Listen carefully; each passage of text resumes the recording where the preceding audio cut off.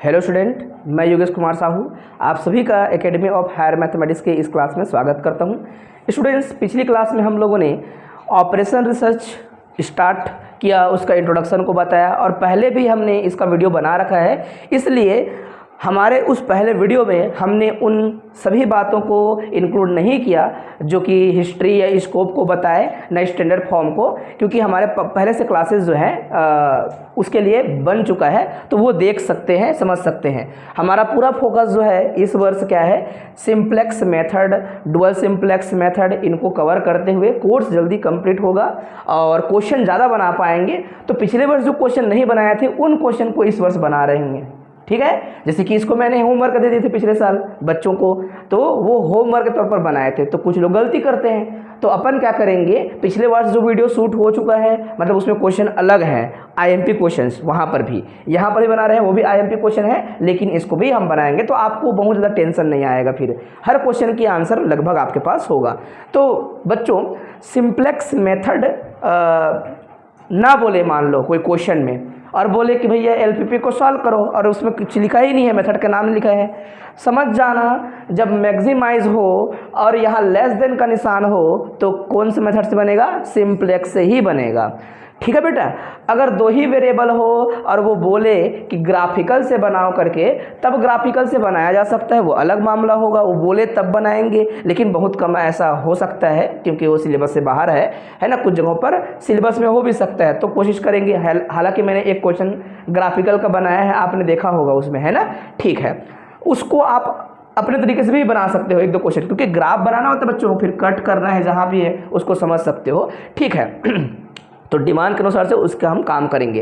तो ये क्वेश्चन दिख रहा है आप लोग को, मोस्ट एमपी है, और अभी हमने बिल्कुल भी कौन कौन से सन में आया है नहीं लिखे हैं। बाद में हम जो भी डाटा मिलेगा आप डाल दीजिएगा अपने कॉपी में कि इतने इतने वर्ष यहाँ यहाँ आया है। अलग अलग यूनिवर्सिटी के बच्चे अभी पढ़ रहे हैं, है ना। अभी राजनांदगांव के बच्चे भी देख रहे हैं, बिलासपुर के स्टूडेंट्स भी हमें देख रहे हैं, तो अलग अलग यूनिवर्सिटी के स्टूडेंट्स जानते हैं। तो यहाँ पर पंडित रविशंकर शुक्ल यूनिवर्सिटी ही लिखूँ तो कोई वो नहीं है, है ना। तो हर जगह पे अलग अलग जगह पे अलग अलग सालों में प्रश्न दोहराया गया होगा।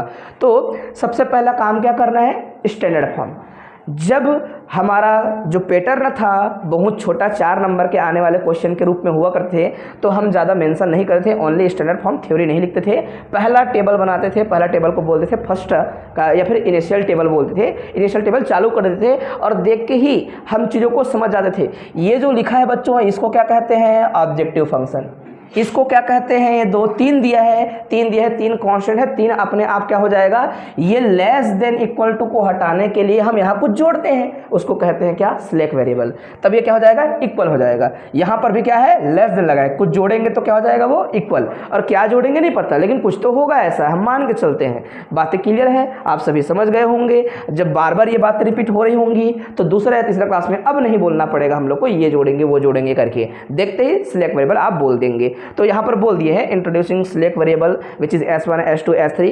क्यों S3 है, क्योंकि 3 आपके पास कांस्टेंट है, इसलिए 3 आपके पास क्या हो जाएंगे बेटा, ये आपके वेरिएबल हो जाएंगे, स्लैक वेरिएबल, जो कि पहले नहीं था। इसी को बोलते हैं क्या, नॉन बेसिक वेरिएबल। क्या बोलते हैं, नॉन बेसिक वेरिएबल।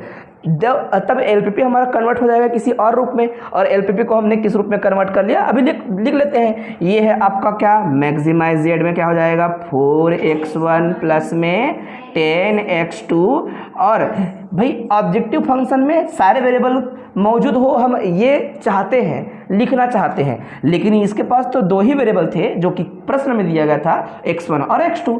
आपने और 2-3 यहाँ पर बता दिया है, तो उसका कोई योगदान नहीं होता, उसकी कॉस्ट क्या होती है, 0। अर्थात बाद में जो गणना हो जाएंगी, जो उत्तर निकालना होगा, है ना। मान लो एक कंपनी कोई होती, अपने प्रॉफिट को मैक्सिमाइज या मिनिमाइज करते हुए नॉन बेसिक वेरिएबल से उसको कोई मतलब नहीं होता उस समय। तो कॉस्ट क्या है, ये हमेशा इसको क्या कहा जाता है, याद रखना, कॉस्ट कहा जाता है। क्या कहा जाता है, कॉस्ट कहा जाता है बच्चों। Subject to constant, subject to constant में क्या आती है जी, सारे जो आपके इनइक्वलिटी है उसको इक्वलिटी में चेंज कर दो, ठीक है। ये 2x1 और x2 less than equal to 50, तो 50 को लेस देन इक्वल टू ना लिखकर क्या लिखेंगे अभी, है ना, लिख ही दिया था, S1 लिखेंगे, पहला कांस्टेंट पहले वाले के लिए, ठीक है। और ये हो जाएगा इक्वल टू 50। फिर यहाँ पर बच्चों क्या हो जाएगा 2x1 प्लस में 5x2 और यहाँ पर s2 इक्वल टू 100। ठीक है, और यहाँ पर एक लिख देते हैं 2x1 3x2 प्लस में s3 इक्वल टू 90। ठीक है, यहाँ पर लिख देते हैं। हमने ये पहले से थ्योरी क्यों लिखा है, ताकि हम एक क्वेश्चन नहीं 2 क्वेश्चन बना पाए करके फटाफट। समझ आया? तो आप लोग को एग्जाम में फास्ट करना है। यहाँ पर आप सभी बातों को लिख देंगे, क्या क्या, जितने भी आपके वेरिएबल्स हैं सबको लिख सकते हो। चाहे तो नहीं लिखेंगे तो भी चलेगा। x1 x2 s1, फिर क्या है s2, फिर है आपका s3। सभी वेरिएबल हमेशा क्या होते हैं, पॉजिटिव होते हैं, नेगेटिव नहीं होता। बात समझ रहे हो बात? ठीक है ना? कोई दिक्कत किसी को, कोई प्रॉब्लम नहीं है? ठीक बच्चों, सबसे पहले क्या करते हैं हम लोग, पहले लिखते हैं इनिशियल बेसिक फिजिबल सॉल्यूशन, क्योंकि टेबल को भरने के लिए अभी कुछ नहीं कर रहे हैं हम लोग। क्या कर रहे हैं, चीज़ों को, इस इनइक्वलिटी को इक्वलिटी रूप में बता रहे हैं। क्वेश्चन का हम सही रूप बना रहे हैं, ठीक ठाक, जो हल करते बने। इनइक्वलिटी को हल करना उतना आसान नहीं है जितना इक्वलिटी को हल करने में आसानी मिलती है। तो हम ओवरऑल इक्वलिटी को ही हल कर रहे होते हैं यहाँ पर, है ना, मैट्रिक्स ही सॉल्व कर रहे होते हैं। ठीक है बेटा, ओके। मैट्रिक का नॉर्मल फॉर्म निकालना वगैरह देखे थे तो उसमें वही काम करते थे जब हम बीएससी में होते थे ना। नॉर्मल फॉर्म में यहाँ पर एक की एलिमेंट रखो, उसके नीचे 0 रखो, ऐसे किया करते थे, वही काम कर रहे हैं हम लोग। ठीक है, तो सबसे पहले क्या करते हैं हम लोग, इनिशियल बेसिक फिजिबल सॉल्यूशन। तो लिख देंगे for initial basic feasible solution way put, या फिर वे पुटिंग क्या करने वाले हैं, x1 और x2 का वैल्यू 0। जो बेसिक वेरिएबल है उनको रख दो 0।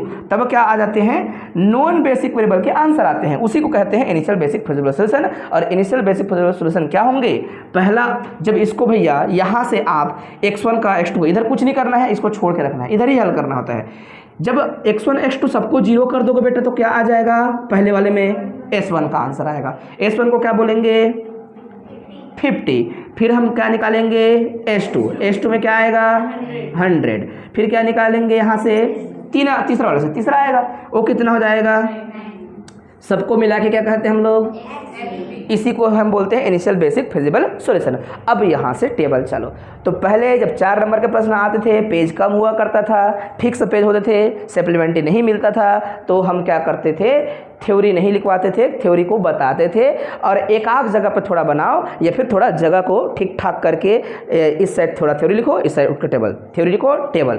तो बड़ा पेज को वैसे करके करना पड़ता था बच्चों को, है ना। अब आप लोग के लिए ऐसा बाधा नहीं है, और आप लोग इस सब्जेक्ट के लिए कैलकुलेटर यूज़ कर सकते हो। आप घर से कैलकुलेटर लेकर जा सकते हो, और आपको एक्स्ट्रा पेज भी मिलेंगे, और उसके लिए आपको पहले से इन्फॉर्म करना पड़ेगा। आपके टीचर आपका सहयोग करेंगे तो ये संभव है। ठीक है, आपको पेपर मिलेंगे इसके लिए एक्स्ट्रा। ठीक है, तो चलो बच्चों अब लिखना चालू करते हैं। ये टेबल हमेशा याद रहना चाहिए, BV CB XB, basic variable, coefficient of basic variable.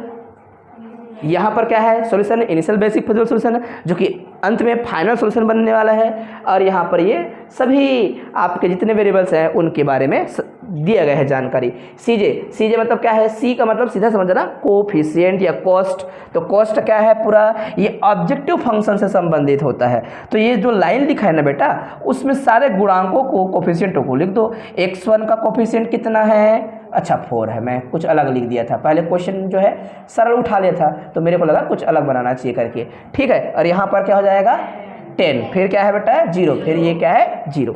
ठीक है ना, ओके। ये वाले में क्या क्या लिखना है आपको,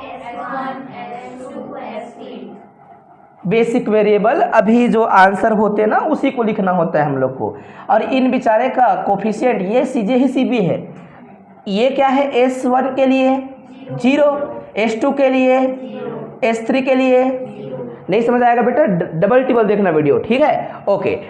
और यहाँ पर क्या आएगा, S1 का जो आंसर है उसको भरो, कितना है, देखो अब कल से काम फास्ट हुआ कि नहीं, समझ आ भी गया तुम लोग को। यहाँ पर क्या डालना है जी, जितने इक्वेशंस उतने ये जो है लाइन होंगी, और वहाँ पर कोफिशिएंट होगा। तो यहाँ पर x1 का कोफिशिएंट कितना, यहाँ पर कितना बेटा, यहाँ पर कितना, ये नहीं है तो क्या होगा, नहीं है तो 0 होगा। दूसरा लाइन ये था, है ना, अलग अलग नहीं करना है। और इसी लाइन को पहले अपन फिल कर लेते हैं, 2 5 0 1 और 0। ये वाला तीसरा वाला है 2 3 0 0। सीख गए, देखो है ना। अब कोई तकलीफ नहीं होगी। मैंने पहले बार बोला था, पहला बार में तकलीफ होता है, दूसरा बार में नहीं होता, तीसरा बार में एक्सपर्ट।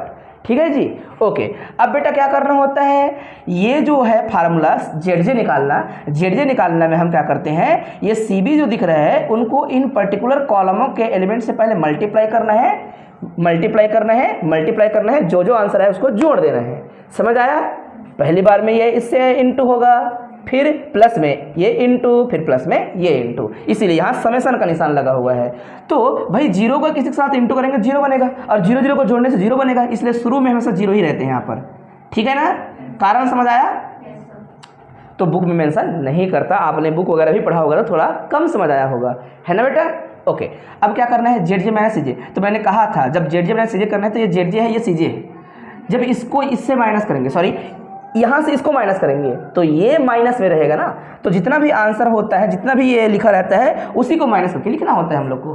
ठीक है जी, क्या आएगा बेटा, -4 -10, ठीक है, -10 और यहाँ पर 0 0 3। अगर यहाँ पर बेसिक वेरिएबल में कोई चीज़ें है या 2 है, जो भी है, जितना मौजूद होगा उसके लिए ये जो कैलकुलेशन है, नेट गणना जो करने वाले हैं, वो हमेशा क्या होती है, 0 होता है। अगर भविष्य में इस S1 या S2 के जगह कोई आकर एंट्री करेगा तो हमेशा उसके नीचे क्या हो जाएंगी, ये वैल्यू हमेशा 0 दिख रही होंगी। ठीक है ना, ओके। अब कोई किसी को समस्या हुआ इस बात को लेकर। अब बच्चों सबसे क्या कर रहे हैं, पहले मोस्ट नेगेटिव वैल्यू को सेलेक्ट कर रहे हैं। कौन है मोस्ट नेगेटिव वैल्यू, 10 बड़ा कि 4, बोलेंगे 10 सबसे बड़ा है, इसी पे निगेटिव लगा है। जो निगेटिव वाले को सेलेक्ट करना है, याद रखेंगे, पॉजिटिव वाले को नहीं। हमको तो सबको धीरे धीरे पॉजिटिव करना होता है। ठीक है, तो जब मैं इसको सेलेक्ट करूंगा, इसको कहा जाएगा क्या, की कॉलम। और की कॉलम में जो ऊपर में टॉप में लिखा रहता है उसी को कहते हैं हम लोग इनकमिंग वेरिएबल। समझ आया। तो हम पहले यहाँ लिख दिए हैं थ्योरी। क्या थ्योरी लिख दिए, हम देख सकते हैं, वी कैन सी दैट, या जो थ्योरी लिखना आपको आ जाए, बोल पा रहे हैं, देख पा रहे हैं, समझ पा रहे हैं कि हमारे पास ये जो गणना किया गया, इस गणना में, इस कैलकुलेशन में सारे वैल्यू तो पॉजिटिव नहीं है, सभी वैल्यू को क्या होना चाहिए बेटा, पॉजिटिव होना चाहिए। समझ रहे हो। तो सभी वैल्यू पॉजिटिव नहीं है, ये नेगेटिव है, ये नेगेटिव है, तो मोस्ट नेगेटिव वैल्यू को पहले आप रिमूव करना चालू करो। तो हम इसको सेलेक्ट कर लिए हैं, की कॉलम कहते हैं इसको, और वहीं से आता है इनकमिंग वेरिएबल। कौन है, ठीक है।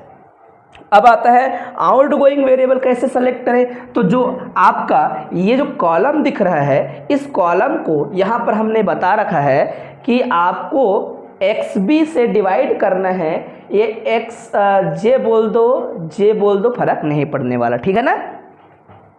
तो जब मैं इसको डिवाइड करूंगा, लिखूंगा, यही तो कहा गया है, और जो मिनिमम होगा उसको सेलेक्ट करना है। ऐसा तो लिखा ही है, तो याद भी हो गया। तो बेटा मैं इसको डिवाइड करूंगा, इससे कितना आएगा, 50 आएगा, क्योंकि 50 को 1 से डिवाइड करने से फर्क नहीं पड़ता। यहाँ पर कितना आ जाएगा जी, 20 आ जाएगा। ठीक है, यहाँ पर कितना आ जाएगा, 30 आ जाएगा। तो कौन मिनिमम है बेटा इसमें, 20 मिनिमम है।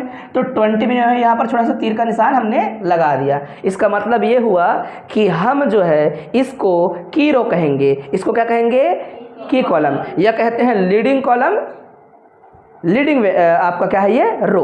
और एलिमेंट मिलता है उसको हम लीडिंग एलिमेंट कहते हैं। दोनों को इंटरसेक्ट किया कौन, ये 5। ठीक है जी। तो 5 पे इंटरसेक्ट कर रहा है, इसलिए ये लीडिंग एलिमेंट हो जाएगा या फिर की एलिमेंट हो जाएगा। और ये जो लाइन है उसमें जो वेरिएबल लिखा है उसको कहेंगे हम लोग आउट गोइंग वेरिएबल। ठीक है। अभी अगर ध्यान नहीं देते हैं, मान लो जो भी आपके साथी भी है या आप भी हो, तो एग्ज़ाम टाइम इसको जब तुम करने में बैठ जाओगे तो बाकी सब्जेक्ट को कौन पढ़ेगा फिर। इसलिए ऐसा कैलकुलेशन वाला सब्जेक्ट पहले हो जाना चाहिए, और इसका क्योंकि प्रैक्टिस चलता रहेगा, पेपर तक चलता रहेगा, आपको बार बार भूलने पे मजबूर करेगा। देखना आप भूल जाओगे, मैं पूछूंगा जब वापस आके, जब हम तीसरा यूनिट पढ़ रहे होंगे, आप भूल चुके होंगे बहुत सारी चीज़ें, मैं तुरंत बनाने के लिए दूंगा ना, इधर उधर हो जाता है, हर साल होता है ऐसा, है ना, भूल गए सर बोल देते हैं, लेकिन प्रैक्टिस करते रहना तब नहीं भूलोगे। सही है। की एलिमेंट क्या है बेटा, 5। ठीक है। अब आप देख पाए कि ये सब जब हो जाता है तो हमारा काम ही है, हमने कहा भी है इसमें इनकमिंग वेरिएबल है मतलब आएगा, तो कहीं ना कहीं मैट्रिक्स को संशोधित करना पड़ेगा। ये जो टेबल बन रहा है इस टेबल को कहीं बदलना पड़ेगा, तभी तो ये कोई निकल रहा है, कोई एंट्री कर रहा है, ऐसे बोलते हैं। तो बुक में इसको क्या बोलते हैं, एंट्रिंग वेरिएबल बोलते हैं, इसको लिविंग वेरिएबल बोलते हैं, ठीक है। और आप बुक वगैरह देखेंगे तो फर्स्ट इटरेशन लिखा रहता है, पहली बार जब एंट्री हुआ तो क्या आपने मैट्रिक्स को रिड्यूस किया, तो reduction matrix, reduction simplex table भी वो लिखा रहेगा या फिर इम्प्रूव सिंप्लेक्स टेबल लिखा रहेगा, तो दोनों शब्द सही हैं। फर्स्ट इटरेशन लिखेगा तो भी सही है, सेकंड वाले में सेकंड इटरेशन लिखेगा तो भी सही है। इस बात को लेकर बहुत चिंता नहीं करना है आपको, जो दिल करे जो अच्छा लगे वही लिखना है, सही है। ओके, तो बच्चों ये सारे काम हो गए। यहाँ टेबल बनाना मुश्किल था इसलिए मैंने इधर बना दिया है, ठीक है। तो चलिए आप गणना करने के लिए तैयार रहना। सबसे पहले आपको क्या सिखाया गया है, इतना हर बच्चे को समझ आ गया होगा, तो पुराने वीडियो भी देखेंगे, अभी भी देखेंगे, सभी को मिलाकर पढ़ना चालू करेंगे ना, तभी नोट्स बना पाएंगे अच्छे से। तो इसलिए देखते रहें, समझते रहें, फिर आपका इतना मेरे को बार बार बोलना नहीं पड़ेगा, हर क्लास में मैं करता रहूँगा, आप देखते रहेंगे फटाफट फटाफट। चलो तो बताओ बच्चों, अगर ये आपको दिख रहा है, हमने आपको सिखाया था कल की क्लास में कि जो की एलिमेंट वाला लाइन होता है उसको पहले भरो, बाकी को मत भरो। तो की एलिमेंट वाला लाइन ये है, इसको हटाना है, S2 हट रहा है और उसी के जगह X2 एंटर कर जाएगा, सही है जी। आया, उसका कोफिशिएंट हमेशा तो जो भी है उसको देख लो पहले, यहाँ पर है 4, यहाँ पर है 10, यहाँ पर है 0, यहाँ पर 0 और 0, तो यहाँ पर बेटा इसका 10 है कोफिशिएंट, राइट। और आंसर क्या है बोलेगा तो अभी नहीं पता सर। जो रेशियो होता है ना, अगर कोई नंबर यहाँ पर है तो हमेशा वो रेशियो ही उसका आंसर रहता है, क्योंकि देखो इसको क्या करना पड़ेगा है, यहाँ पर आपको हमेशा जब इस लाइन को भरनी है, सबसे पहले जब टेबल को बदल रहे होते हैं तो पहला बदलाव किस में होगा, उस लाइन पे बदलाव होगा जहाँ पर की एलिमेंट मौजूद होते हैं। जब इसको मैं यहाँ पर फिल करूँगा बेटा, तो इसको 1 बनाने के लिए पूरे लाइन को उस खास एलिमेंट से डिवाइड करना पड़ेगा। तो 5 से सबको डिवाइड करूँगा तभी जाके ये 1 बन पाएगा इस पोजीशन पे। कि एलिमेंट हमेशा क्या होना चाहिए, 1 ही होना चाहिए। मान लो 2/3 होता तो क्या करते हैं, 2/3 से डिवाइड करो, राइट। बात क्लियर है, ठीक। तो इस 5 से सबको डिवाइड करूँगा तो यहाँ पर क्या आ जाएगा, 20 आ जाएगा। यहाँ पर क्या आ जाएगा जी, 2/5 आ जाएगा। यहाँ पर क्या आ जाएगा, 1 आ जाएगा। यहाँ पर क्या आ जाएगा, 0 आ जाएगा। यहाँ पर क्या आ जाएगा, सही है, यहाँ पर क्या आ जाएगा, ठीक है। ओके बच्चों, इतना समझ आ गया। अब आपको क्या करना है, हमेशा ऊपर और नीचे वाले लाइन में इन पोजीशन पे 0 लाने का दिमाग लगाना है, ठीक है। तो 0 लाने के लिए क्या करना चाहिए, देखो हम जब भी इसको लिखना चाहते हैं तो आपने रो चेंज करना सीखा होगा, मैट्रिक्स ही सॉल्व कर रहे होते हैं, और बुक में कुछ जगहों पर इसको मैट्रिक्स फॉर्म में बना के दिखाया है समझाने के लिए। कैसे मैट्रिक्स, ये आपका कॉस्ट वाला, इसका वेरिएबल वाला और इसका आंसर वाला कैसा रहता है, ये A और यहाँ पर क्या होता है बेटा, X = B। मैट्रिक्स का फॉर्म ऐसा रहता है, देखिए ना, यहाँ पर वेरिएबल, यहाँ पर ये जो कोफिशिएंट मैट्रिक्स और इधर आपका आंसर वाला कुछ, उसी को हम क्या करते हैं, सॉल्व करते हैं, समझा है। या फिर एग्मेंटेड मैट्रिक्स सॉल्व करते हैं, वैसे भी कर सकते हो, लेकिन वो कठिन होता है। तो आप जब कोई रो को चेंज करते हो, वही रो ही, मानो ये RI है तो RI को पहले लिखा जाएगा, और जो लीडिंग वाला होता है उन्हीं के साथ जोड़ना है, घटाना है। तो मैं बार बार रिपीट कर रहा हूँ, बार बार रिपीट करने की आवश्यकता नहीं होगी कल की डेट में, ठीक है ना। ओके, तो आपको इस वाले लाइन को क्या करनी है, यहाँ 0 लाने के लिए आपको कुछ मेहनत करनी है। किन के साथ करना है, इस वाले लाइन के साथ। तो ये माइनस ये, या फिर ये माइनस, या फिर प्लस ये रहेगा, या इंटू समथिंग फिर प्लस या माइनस इसके साथ रहेगा। ये मतलब ऊपर में रहते हैं, माइनस प्लस इसके, ये बाद में लिखा जाएगा। तो क्यों ना आप ध्यान से देखो, यहाँ पर अगर 1 है तो आप यहाँ पर रफ में मत लिखो, डायरेक्टली घटाना चालू कर दो, क्योंकि 1 - 1 0 है ना जी। तो जब भी वैसे रहेगा ना, डायरेक्ट कर देना, रफ में मत लिखना। तो मैं डायरेक्ट घटाना चालू करता हूँ, अच्छा लगेगा, ठीक है जी। तो 50 में 20 कम करोगे कितना आएगा, कौन सा लाइन है भैया, S1 वाला लाइन है। पहले से यहाँ पर 0 ही रहेगा, क्यों रहेगा, क्योंकि उसका ये कॉस्ट है। यहाँ पर कितना लिखा जाएगा, बोलेंगे सर 50 - 20 मतलब 30। अब ये माइनस ये करेंगे तो 2 माइनस 2 अपॉन क्या है 5, मतलब आपको दिख रहा है 8/, ओके लिख देंगे 8/5, 8/5 जो भी बोल रहे हैं। क्या आएगा जी, क्यों, क्योंकि ये माइनस ये किए हैं 0, 1 माइनस 0, 0 माइनस समथिंग, 0 माइनस 0, ठीक है बच्चों। अब यहाँ 0 लाने हैं, तो जब कोई संख्या जुड़ा रहता है, गुणा हुआ रहता है, तो आपको रफ में फटाफट कर देना चाहिए, कुछ दिक्कत नहीं होगा। क्या लिख दो, 90, 2, 3, 0, 0, 1। हमको किस पोजीशन पे 0 लाना है, इस पोजीशन पे।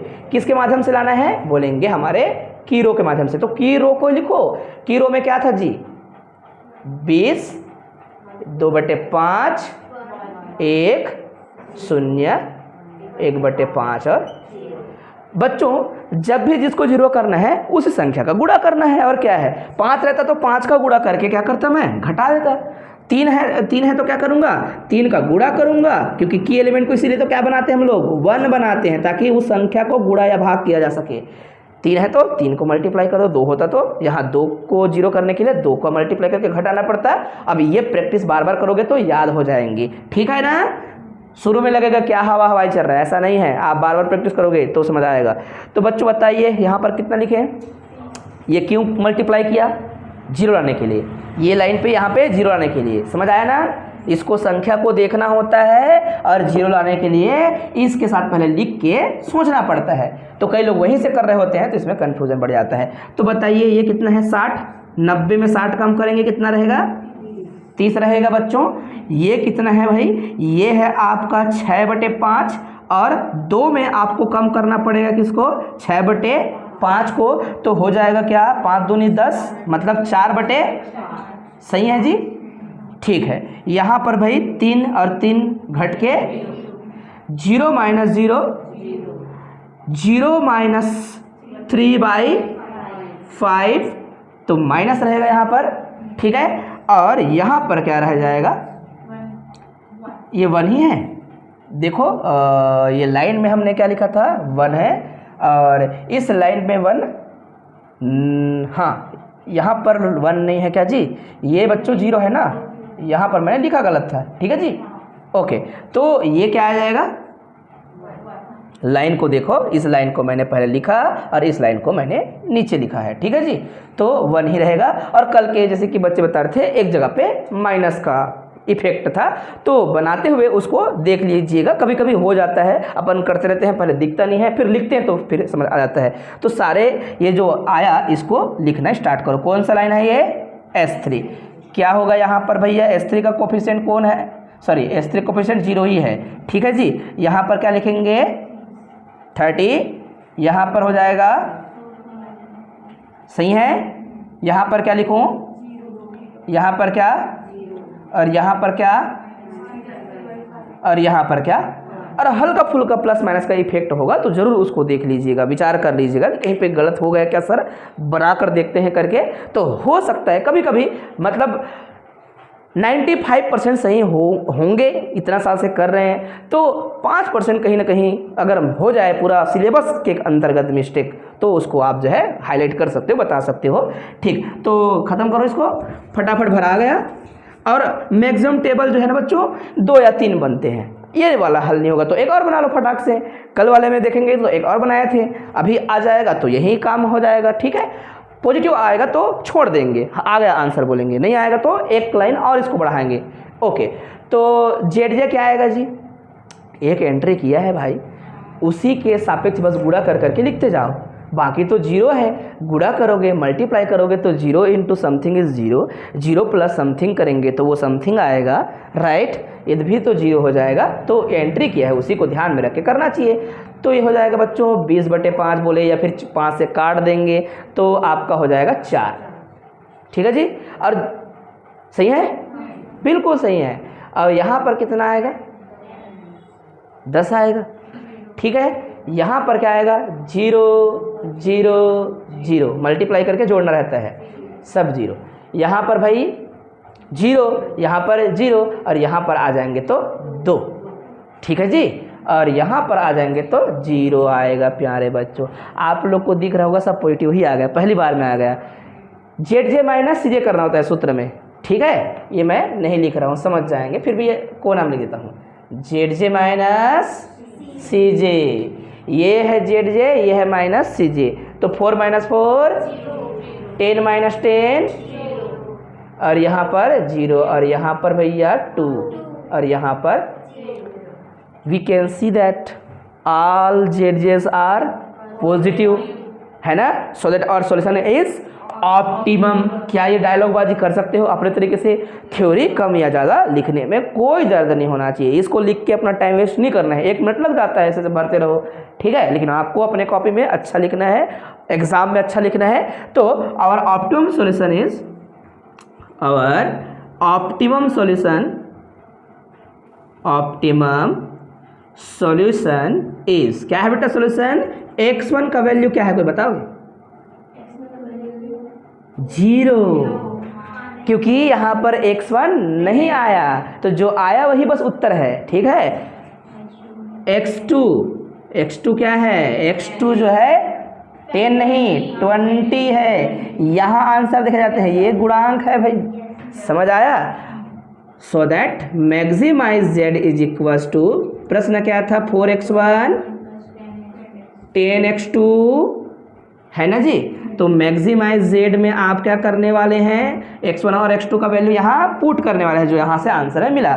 तो x1 का वैल्यू तो 0 है, x2 का वैल्यू मिला है 20, तो 200 आंसर है इसका, समझ आया? और अपने आंसर को जब आप अपने आंसर शीट में लिखेंगे तो हमेशा ये एक डब्बा बनाकर लिखना है, ऊपर में ऑप्टिमम सॉल्यूशन लिखा जाना चाहिए और या फिर नीचे में ऐसे करके, क्योंकि टीचर इसको खोजता है अंत में, समझ आया? और इसमें गलती नहीं करना, ठीक है जी। और हो गया मान लो गलती, पता है तुमको आंसर क्या आना चाहिए था करके, तो इस टेबल को चेक करने में हर किसी का हालत ख़राब हो जाएगा। आप गलती करेंगे तो मैं ढूंढूंगा तो परेशान हो जाऊंगा, नहीं मिलता गलती, समझ आया?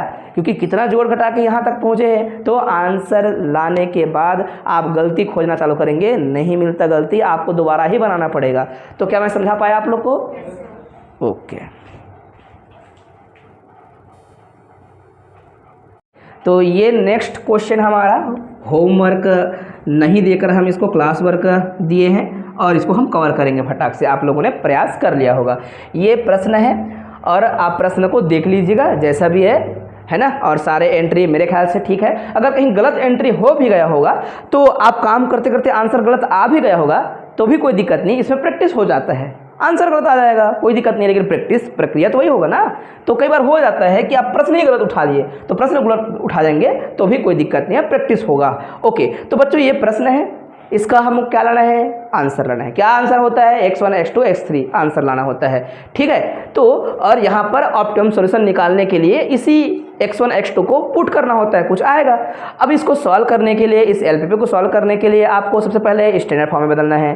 तो स्टैंडर्ड फॉर्म बदलेंगे तो क्या आ जाएगा? सारे मैक्सिमाइज z को पूरा लिखेंगे और 3 कॉन्स्टेंट है, इसलिए 3 अलग अलग क्या करेंगे? स्लैक वेरिएबल यूज़ करेंगे। तो यहाँ पर क्या हो जाएगा जी? मैं प्रश्न को मिटा दिया है ना, बच्चे पीछे करके वीडियो देख ले। 100 आ जाएगा, यहाँ पर क्या हो जाएगा? S2 क्या हो जाएगा? 100 हो जाएगा, यहाँ पर कौन जुड़ेगा? S3 और 100 हो जाएगा। ये जब यहाँ लिख रहा होगा तब की बात है। और आपके जो ये ऑब्जेक्टिव फंक्शन है वहाँ पर क्या लिखना पड़ेगा? 0S1, फिर क्या लिखना पड़ेगा? 0S2, फिर क्या है? 0S3, ठीक है। ये प्रक्रिया बार बार हम नहीं करने वाले बच्चों। इनिशियल बेसिक फिजिकल सॉल्यूशन की बात करेंगे तो S1 का उत्तर कितना आएगा? इसका कितना आएगा? क्यों आएगा? क्योंकि यहाँ पे जो रहता है इन सबको अगर आप 0 करते हो, x1 x2 और x3 को भी, तो ये जो है बस बच जाते हैं। यही आपका क्या है? x भी क्या आंसर है, तो लिख देते हैं ये आपका 100, ये आपका 100 और ये 100, ठीक है। गलती करने से डरना नहीं, हर कोई अपना कॉपी में फुल फास्ट करने का प्रयास करना, ठीक है। अब यहाँ पर क्या लिखूँ? x1, फिर क्या है? x2, फिर है आपका x3, S1 S2 और S3 बेटा। इसका गुणांक कितना है? कोफिशिएंट कितना है? 2, कितना है? 5 7 0 0 0, ठीक है। ओके, यहाँ पर आप ये सारे कोफिशिएंट को भर दो। कितना है जी? 3 है, 2 है, 4 है, 1 है, 0 है, 0 है। यहाँ पर क्या हो जाएगा? 1 4 2 0 1 0। क्यों S1 का वैल्यू 0? क्योंकि S1 तो है ही नहीं दूसरा लाइन पे। यहाँ पर क्या हो जाएगा 1 1 3 0 0 1। पहली बार में हमेशा क्या होता है ZJ का वैल्यू 0 0 0 0 0। क्यों होता है ये भी बता दिए हैं, इस फार्मूला कारण से होता है। हम क्या करते हैं ZJ माइनस CJ, मतलब जो जितने भी गुणांक है उसी को माइनस में लिख दो। ठीक है जी, माइनस में 7 क्या हो जाएगा 0 0 0। देखो और फास्ट हो गया अभी काम। क्या करना है मोस्ट निगेटिव वैल्यू को सेलेक्ट करना है। कौन है मोस्ट निगेटिव वैल्यू? -7। अब -7 को पकड़ लिया, इसी को क्या कहेंगे कि कॉलम, इसी को कहते हैं इनकमिंग वेरिएबल। कौन है? x3 है। अब x3 को ये जो नंबर दिख रहे हैं इसको यहाँ डिवाइड करना होता है xb से और इसमें भरना होता है। फार्मूला ऊपर में लिखा हुआ है। तो 100 को आप क्या करेंगे 4 से भाग देंगे, क्या आएगा बच्चों 25 आएगा। ठीक है, यहाँ पर कितना आ जाएगा जी 50 आएगा। अच्छा 2 है ना, सॉरी मैं 4 से डिवाइड करने वाला था। क्या आएगा बच्चों 50 आएगा। और यहाँ पर कितना आ जाएगा 100/3। कोई दिक्कत नहीं, क्या फर्क पड़ेगा 100 बाई पॉइंट में भी लिख सकते हो, कुछ भी लिख सकते हो, बड़ा छोटा पहचान आ जाए बस इतना। ठीक है बेटा, कौन छोटा है भैया? ये तो बड़ा ही है ना, क्योंकि ये आपके पास ये इसको 33 दशमलव समथिंग कुछ आएगा 3 टाइप का है ना।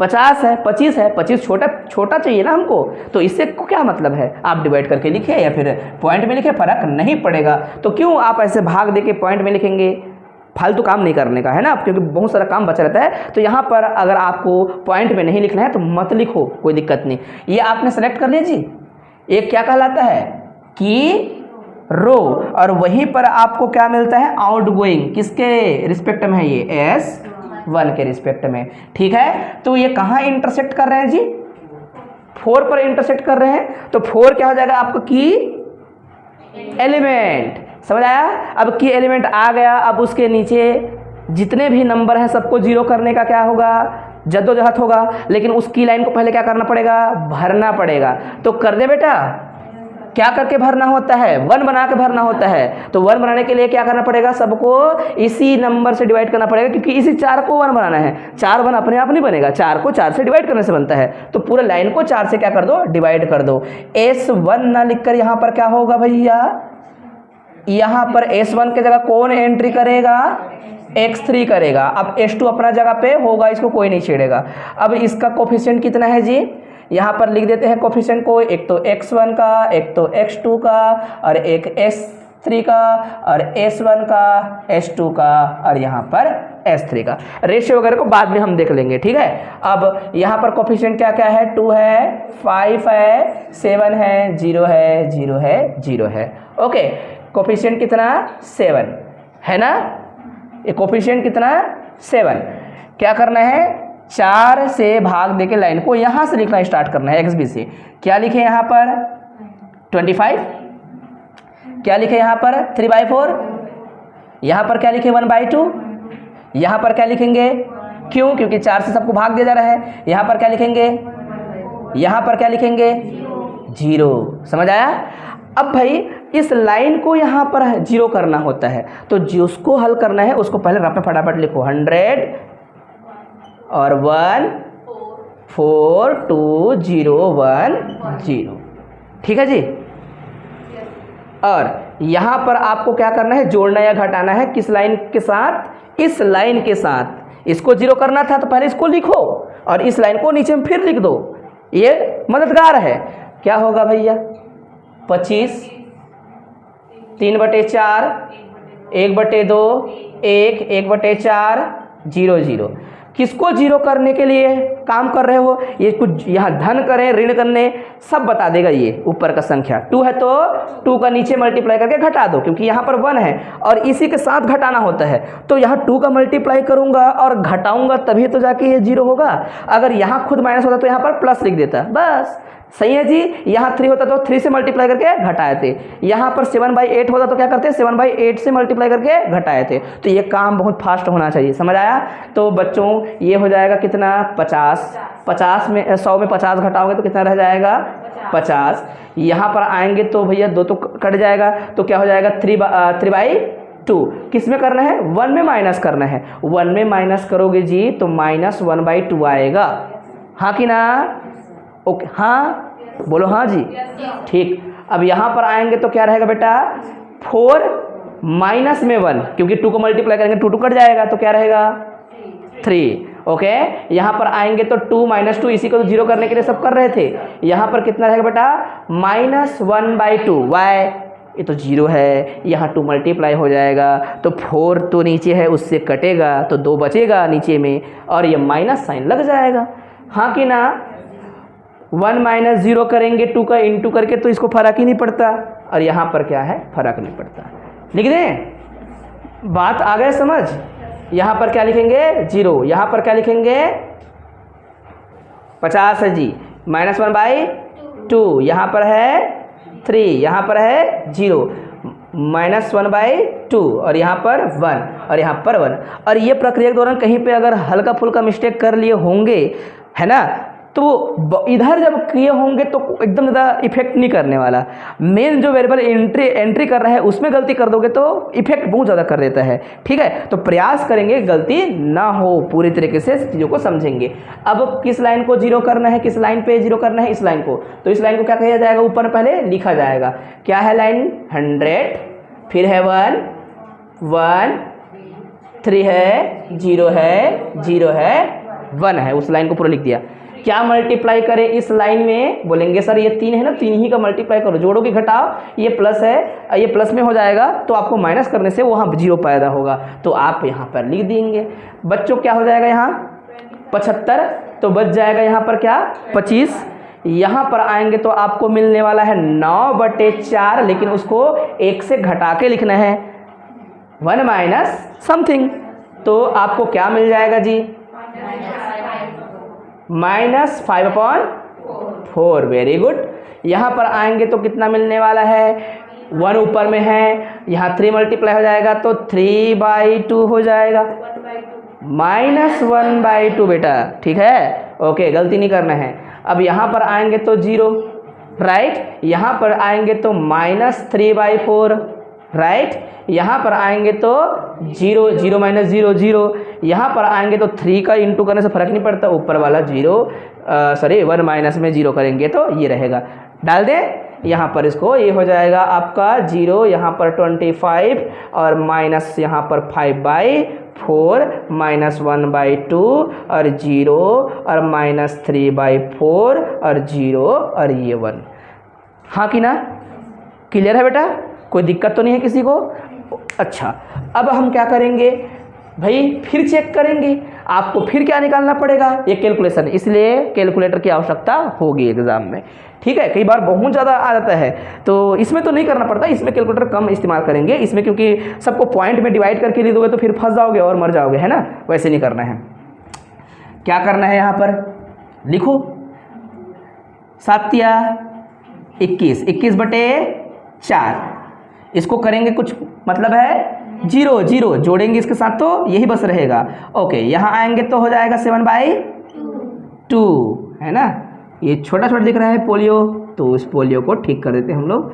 यहाँ पर आ जाएगा 21/4, यहाँ पर 7/2, यहाँ पर 7, यहाँ पर 7/4 और ये 0 और 0 मेरे प्यारे बच्चों। और यहाँ पर हम निकाल रहे हैं डेल जे, ठीक है। तो डेल जे निकालें। अब डेल जे निकालोगे तो आपको क्या करना पड़ता है, जेड जे माइनस सी जे, तो 21/4 ऋण 2, मतलब 4 दूनी 8। आप जो है 21 में 8 कम करेंगे तो कितना बच जाएगा, यह 19 नहीं बचेगा अंजू, नहीं अंजू, 21 में आप 8 कम करोगे तो कहाँ 19 आएगा, हाँ जी, ठीक है। 13/4 आएगा, होता है ना। और हम भी ऐसे करते हैं और गलती सबसे होगा देखना, ठीक है, मैं सबसे पूछ सकता हूँ। तो 13/4, 13 और 8 21 होता है बेटा, माइनस की प्लस बोलेंगे सर, प्लस में रहेगा। अब यहाँ से आप देखेंगे क्या करने वाले हैं आप, 5 - 7 बाई, ओह आपको 7/2 माइनस क्या करना है 5, यस -3/2। इट मीन्स देट अब ये दूसरा टेबल भी बोलेगा, पता चल रहा है क्योंकि नेगेटिव आ रहा है, ये हो जाएगा बच्चों क्या 0। और हमने सिखाया भी है जो चीज़ एंट्री किया रहता है उसके नीचे हमेशा क्या आता है ना। S2 वाला में क्या आएगा, S1 वाला में क्या आएगा उसको भी लिख सकते हो। यहाँ पर क्या आ जाएगा 7/4 और यहाँ 0 होंगे, यहाँ 0 होगा, गारंटी है, सही है जी। तो 3 चीज़ एंट्री है तो तीनों के लिए नीचे में हमेशा 0 आ रहा है, जो नहीं है उनके लिए कुछ कैलकुलेशन आ रहे हैं। तो ये ऐसे घुमा के आपको ऑब्जेक्टिव वगैरह पूछता है ना, तो उसके लिए थोड़ा फटाफट प्रश्न को पढ़े समझे और आंसर दे दें, ठीक है जी। ओके, तो बताइए बेटा कौन सिलेक्ट होगा, बिना देखे कुछ बोलने की जरूरत नहीं है, ठीक है, क्योंकि ये निगेटिव है। तो आप क्या कहेंगे इसको, इनकमिंग वेरिएबल, इनकमिंग वेरिएबल कौन हो जाएगा, x2 हो जाएगा। आउट गोइंग वेरिएबल के लिए क्या करना पड़ेगा आपको, रेशियो लिखना है। तो मैं रेशियो को मैं इस साइड लिख देता हूँ, चलेगा, इधर लिख देता हूँ उसका रेशियो को, ठीक है। यहाँ पर रेशियो है ये मान के चलेगा, मैं इसको ख़त्म कर रहा हूँ, मिटा रहा हूँ, ये मान के चलेंगे, ठीक है। तो रेशियो किसका किसका लिखना है, क्या क्या लिखना है, बोलेंगे सर देखो इस लाइन को पकड़ो और यहाँ पर आपको क्या करना पड़ेगा, डिवाइड करना पड़ेगा, किनको, XB इस एलिमेंट को। यहाँ पर माइनस है तो माइनस वालों को कभी डिवाइड नहीं करना होता, समझ आया। तो इसको मैं यहाँ पर डिवाइड करूँगा तो कितना आ जाएगा भैया, XB अपॉन XJ कौन है, जब मैं 25 में हाफ करूंगा, हाफ नहीं, हाफ कहने का मतलब 1/2 नहीं, 1/2 को वहां और डिवाइड करूंगा तो 2 ऊपर छलांग मार के 50 बनाएगा उसको, सिंपल सी बात है। यहां करेंगे तो कितना, यस, ठीक है जी, यहां कुछ नहीं करेंगे, आया बात समझ। ओके बेटा, XB अपॉन क्या करना होता है, रेशियो उधर लिख रहे होते थे, इधर लिख दिया हूं उसको। तो XB अपॉन में 1/2 करेंगे तो 1/2 25 का आधा थोड़े करना है, 25 में आधा का आधा करना है, फिर मतलब उल्टा गुड़ा हो जाएगा, सिंपल सी बात है, 2 ऊपर मल्टीप्लाई हो जाएगा, है ना, तो 50 बन जाएगा, सिंपल सी बात है। अगर 2 होता ना बेटा, 2 को डिवाइड करता है ऐसे करके, 2 नहीं है 1/2 है, ओके। और यहाँ पर इस प्रकार से आ जाएगा, कौन मिनिमम है भाई, ये मिनिमम है, इधर कुछ लिखने की जरूरत नहीं है, क्यों, क्योंकि निगेटिव चीजों को डिवाइड नहीं किया जाता, यहाँ पर लिखा हूं देखो, और कल भी बताया था। तो ये आपका क्या हो जाएगा, मिनिमम। आया बात समझ आप लोग को, आ गया, ठीक है जी। ओके, तो ये अच्छे से आपको समझ लेना है। अब बच्चों फिर से क्या करना है, हमको टेबल फटाफट भरना है। मैं फटाफट टेबल भरता हूँ, इससे भी कठिन आपको क्या मिल सकता है, क्वेश्चन मिल सकता है। अच्छा मैंने इसको मिटा दिया तो आपने फोटो नहीं खींचा था क्या उसको, ओके, कोई दिक्कत नहीं, आप लोगों ने बनाया भी है उसको, दिक्कत नहीं है ना। जो ऑनलाइन वाले बच्चे हैं वो वीडियो पीछे कर लेंगे और यहाँ नोट कर लेंगे उसको, ठीक है। तो जल्दी कीजिए, फास्ट कीजिए, क्योंकि हमको फास्ट बनाना है, लास्ट टेबल जल्दी भरना है, ठीक है जी। ओके बच्चों, तो देखिए मैं टेबल फटाक से भरता हूँ आप सभी उसके लिए, फिर अंत में जाके हम कॉपी या बुक में जो जहाँ से क्वेश्चन उठाए हैं वहाँ से आंसर चेक करेंगे कितना आया है करके। आंसर 200 आना चाहिए। ये है आपका बेसिक वेरिएबल, ओके, फिर क्या है कोफिशिएंट ऑफ बेसिक वेरिएबल, फिर क्या है आपका XB, फिर क्या है X1, X2 और ये है X3, S1, S2, S3। CJ में क्या है मेरे प्यारे बच्चों, ये है 2 5 7 0 0। मैं फास्ट कर रहा हूँ, देखिएगा, ठीक है, ध्यान से। किस लाइन को सबसे पहले भरना होगा, कौन एंट्री कर रहा है, इनकमिंग वेरिएबल कौन है, आउट गोइंग कौन है, S2, की एलिमेंट कौन है, 3, ठीक है जी। तो आप जो है उसी लाइन पर काम करेंगे जहाँ की एलिमेंट होता है, ठीक है। तो ये S2 के जगह आ जाएगा X2, सॉरी, राइट, और उसका कोफिशिएंट कितना है 5। उस लाइन में आपका की एलिमेंट तो 1 है ही नहीं, कौन है 1 की जगह 3 है, तो पूरा लाइन को किससे कर दो डिवाइड, 3 से। तो आप लिखेंगे यहाँ पर क्या 50/3, ठीक है, और पॉइंट में नहीं लिखेंगे, घाटा होता है उसमें। अब फिर से आप करेंगे तो क्या आ जाएगा, -3/2 आएगा जी, इसको डिवाइड करने से, या 3 को डिवाइड नहीं करोगे तो डिवाइड करोगे तो आपको क्या मिलना चाहिए, -1/6 आएगा। यार क्या कर रहे हो, क्या सोच रहे हो? ठीक है, लाइट क्या हो रहा है, डिवाइड करोगे। हाँ जी, ठीक है। क्या आएगा बेटा, 1, क्या आएगा 0, क्या आएगा -1/6, क्या आएगा 1/3, क्या आएगा, ठीक है जी। रफ में क्या करना है, सबसे पहले आपको लिखना है, किस लाइन को पहले लिखना है, ऊपर या नीचे जो भी आप लिख लो। तो भैया हम ऊपर वाले को पहले लिख लेते हैं। क्या है सबसे पहले 25,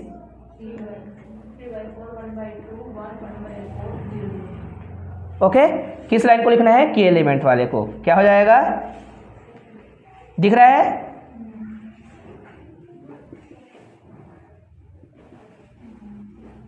लिख लिया। आपको क्या करना है, प्लस या माइनस किसको करना है आपको, वो ये लाइट क्या हो रहा है आपको देखो समझ आना चाहिए। ये आपका ऐसे कर देना चाहिए। ये हमारा जो लाइन दिख रहा है ना बेटा 1/2 को ही आपको क्या करना है, हटाना है। तो 1/2 को हटाने का सबसे अच्छा तरीका क्या है, बोलेंगे सर यहाँ पर भी 1/2 का मल्टीप्लाई करो और यहाँ पर घटा दो, तभी तो वो 1/2 - 1/2 0 होता है। एकदम सिंपल लॉजिक, ठीक है, टेंशन नहीं लेना।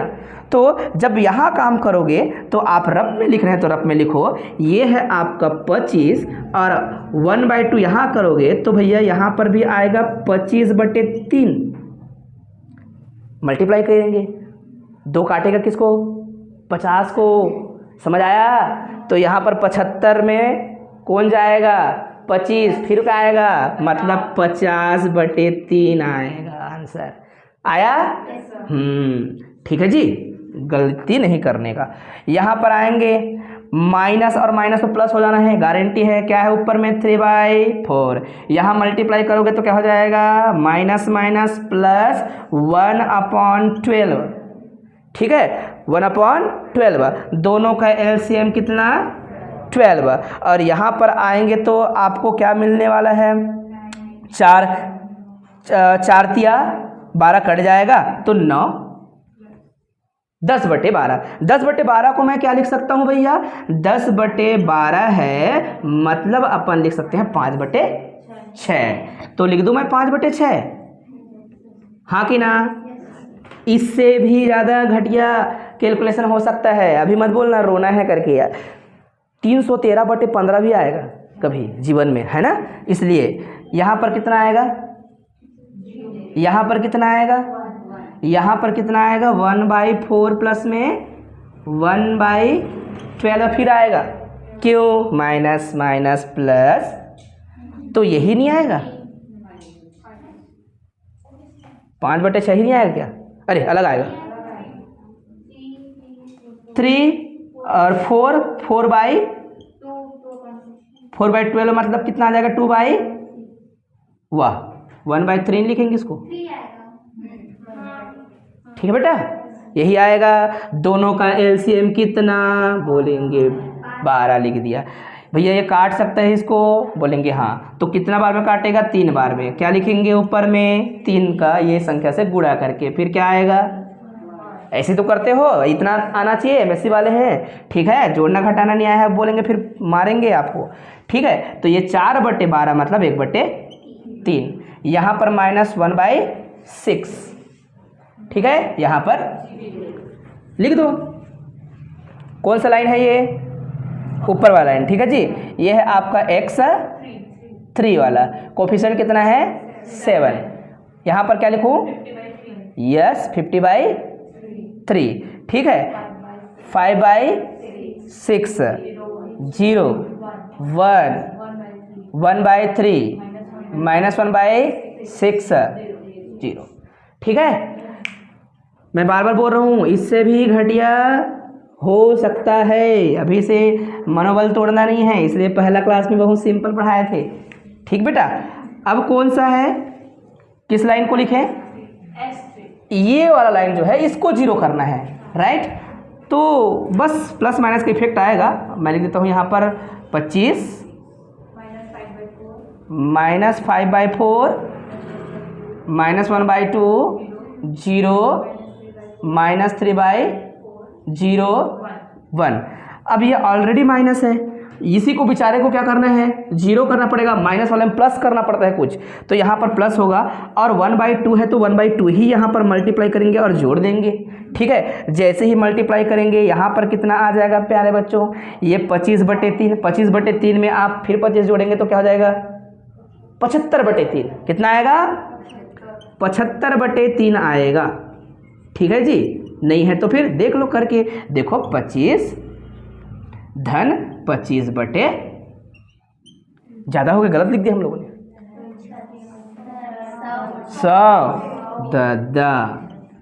100/3 उल्टा हो गया था, फंस गए थे अभी। नहीं, आंसर गलत आता कि नहीं। अच्छा, यहाँ कितना आएगा प्यारे बच्चों, निगेटिव में ही आएगा आंसर। ठीक है, निगेटिव में क्या, -5/4 ऊपर में है, माइनस में क्या हो जाएगा यहाँ पर 1/12 हो जाएगा, और ये है आपका 12, 4 से काटेंगे कितना आएगा 3, 3 पंछे 15 -1 16/12 मतलब 4 चौक ये और ये 3। ठीक है, तो कहाँ पे आंसर लिखते जाना है, इधर ही लिखते जाना है। क्या लिखूं,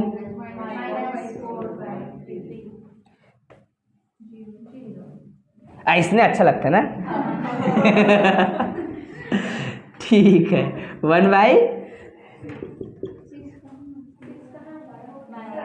12।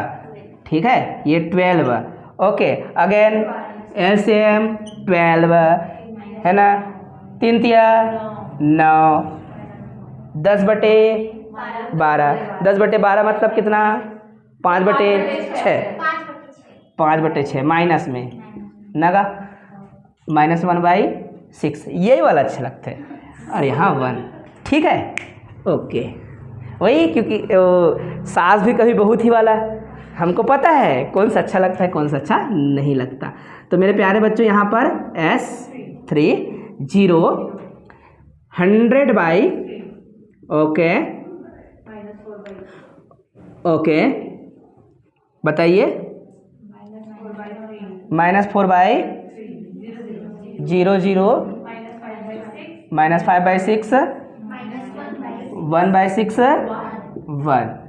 ठीक है, आपको क्या करना पड़ेगा, फट से ZJ माइनस CJ निकालना है। उसके पहले क्या निकालना है आपको, ZJ। तो ZJ पे क्या आएगा भैया, इसका तो कोई मतलब है ही नहीं। इन दोनों को आप क्या करेंगे, फटाफट मल्टीप्लाई करेंगे, घटाएंगे। ठीक है, तो फास्ट काम कर लीजिएगा, देख लीजिएगा कितना कितना आएगा।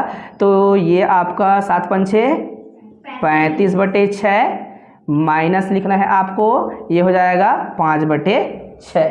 ठीक है बच्चों, तो 30/6 आएगा, और 30/6 है तो आप 30/6 को 30/6 ही लिखिए। 30/6 को और क्यों काट सकते हो आप, 6 से थोड़े काटेंगे इसको, 6 पंछे 30, 5 है ना, 5 लिख दे, 5 आ जाएगा। ठीक है जी, यहाँ पर कितना आएगा बेटा, ये तो गया 0, यहाँ पर आएगा कौन 5, यहाँ पर आएगा तो कितना आएगा 7। ठीक है, यहाँ पर आएगा, क्यों आया कोई बोलेगा, अरे 7 का मल्टीप्लाई करूंगा, बाकी जगह तो 0 है तो कोई मतलब नहीं है ना उसका। ठीक है जी, यहाँ पर आएंगे तो कितना आ जाएगा, जो भी आएगा आप कर लीजिए। ठीक है, लेकिन पॉजिटिव आएगा सब चीज़ को, अगर घटाओगे ना आप करके देख लीजिएगा अच्छे से। ये तो आपका 0 वाला होगा, इन दोनों में आप काम करो फटाफट फटाफट, समझ आया ना, इन्हीं पे कीजिएगा, इधर तो कोई मतलब नहीं है, 0 ही रहेगा इसका। ठीक है बेटा, पॉजिटिव आएंगे लेकिन हमें याद है आंसर, ऐसा करके मैं बोल रहा हूँ। तो ZJ माइनस CJ करूँगा मान लो। ठीक है, ये करना है आपको, कितना आ जाएगा भाई, कितना आएगा, कितना आएगा, इसमें कुछ आ सकते हैं 1-2 डाटा, लेकिन पॉजिटिव आएगा, हम बोल रहे हैं आपको याद रखना।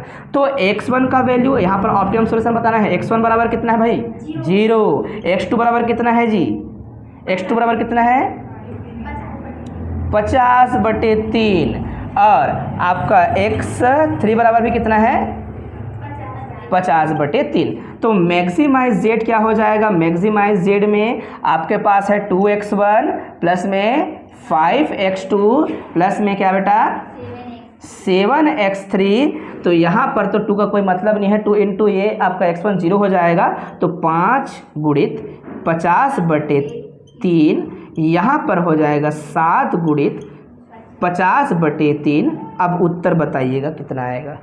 ठीक है, हम आंसर चेक कर लेते हैं। आंसर 100% आया है, सब मिला के 600/3 रहेगा। कैसे? ये हो जाएगा, मल्टीप्लाई करो तो कितना हो जाएगा, 25 लिख दे, 250/3। अब धन 5 सत्ते 35/3, 250 और ये 350 कितना, 600, और 600/3 मतलब कितना, 200। मैं बोला भी था 200 आंसर आएगा करके, क्योंकि मेरे को याद है ना, 6 साल से कौन से प्रश्न का क्या उत्तर है ये मेरे को याद रहता है। ठीक है, क्वेश्चन मैं कहीं से भी उठा लूँ। तो मेरे प्यारे बच्चों, आप लोग को समझ आ गया होगा, अर्थात आप कोई भी क्वेश्चन उठाएंगे आप बना सकते हैं, लेकिन बीच में अपना हिम्मत नहीं तोड़ना। ठीक है, तो आज की क्लास में इतना ही।